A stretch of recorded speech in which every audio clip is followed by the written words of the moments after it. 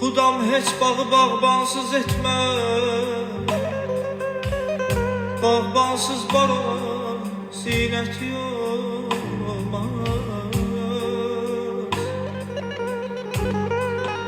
Heç evi məclisi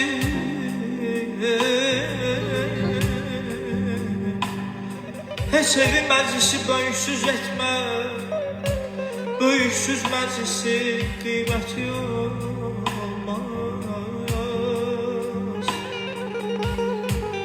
El arasında bir misal da var.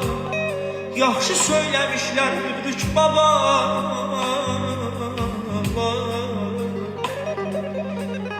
Üzüylə qaşıyla tanınar, üzüylə qaşıyla tanınar. Qaşsız üzüyün qiyməti olmaz.